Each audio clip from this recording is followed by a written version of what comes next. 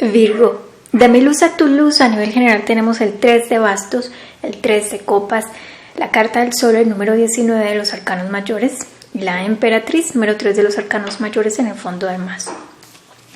Posiblemente durante estos días algunos quizás se sientan un poco conectados con alguien que puede estar lejos de ustedes. Para algunos puede ser una distancia física, para otros puede añadirse la distancia emocional. Alguien con quien, a pesar de ese distanciamiento físico o emocional, siguen sintiendo un vínculo. Y quizás al momento de revisar esos vínculos en los que mente o corazón sienten como lo sienten, ¿no? Lo sienten como algo vivo y como algo persistente y presente. A veces es necesario de verdad observar con objetividad si los vínculos realmente son lo que aparentan, y para esto necesitas esta práctica de la observación sin juicio. De alguna manera, para algunos es como definitivo, es determinante hacer el ejercicio de verdad mirar a la otra persona, a la otra parte de ese vínculo desde lejos, retirarse lo suficiente, no involucrarse, no verlo desde el estar involucrado emocionalmente y con todas estas historias, ¿no?, que la mente usa para justificar el mantenerse aferrado, apegado a un vínculo, a una persona, aunque esta persona no esté. Y necesitas mirarlo tal y como es, más allá de las historias que te estés contando y más allá de que todas estas historias puede que encajen, porque la mente tiene esa habilidad de hacer encajar historias o piezas que en realidad o no encajan o sencillamente son una creación de la propia mente para hacer encajar ese vínculo en tu vida y para mantenerte a la expectativa de que ese vínculo se manifieste tarde o temprano como la fórmula para tu felicidad.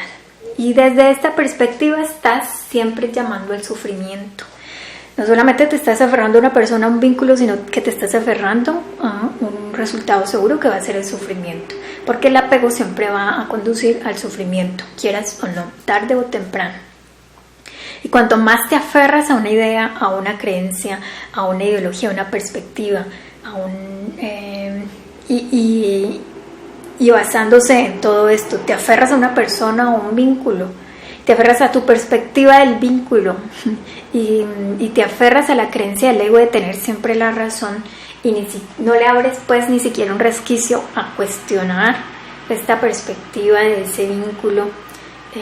Quizá solamente tienes una única perspectiva de ese vínculo y no admites que nadie siquiera lo cuestione. Ya ese posicionamiento es muy sospechoso y necesitas abrirte a cuestionarte incluso ese posicionamiento. Todo posicionamiento de la mente, todo posicionamiento del ego, hay que empezar a cuestionarlo. Y desde la fragilidad, empezar a reconocer como datos más reales, a ver las situaciones, por ejemplo, ese vínculo, desde unas perspectivas a las que te has negado. En muchos casos, pues eso generalmente va a conducir a tener que admitir que el vínculo no es lo que parece, no es lo que parecía, y simplemente era la mente intentando sostener eso allí como una forma de, como un mecanismo o por un mecanismo de supervivencia, bajo la creencia consciente e inconsciente de que la felicidad, la plenitud, la estabilidad emocional, pero también la física y quizá la económica depende de otras personas o depende de algo externo. Y algo externo que aunque no tienes control sobre eso, sí cree tu mente que te controla, es capaz de controlarte a pesar del tiempo y la distancia. Y esto no es necesariamente siempre así. Y necesitamos abrirnos, como siempre les digo, a las infinitas posibilidades. Y evaluar las cosas con mucha objetividad durante estos días y verse en el espejo de esa persona, esté o no esté cerca de ti, pero empezarlo a ver desde una distancia mayor a la que intentas tener o mantienes con respecto a esta persona o a este vínculo. Trata de verlo como si se tratara de otra persona, verte a ti mismo como si se tratara de otra persona. Quizá eres más objetivo al ver casos de otras personas, al aconsejar a otras personas con respecto al mismo tema, pero contigo te niegas a esa objetividad y te niegas a verlo desde una distancia tal que te permita ver las cosas tal como son. Yo espero que tengas en cuenta este mensaje amoroso de los ángeles. También un abrazo de luz, sonrisas y bendiciones.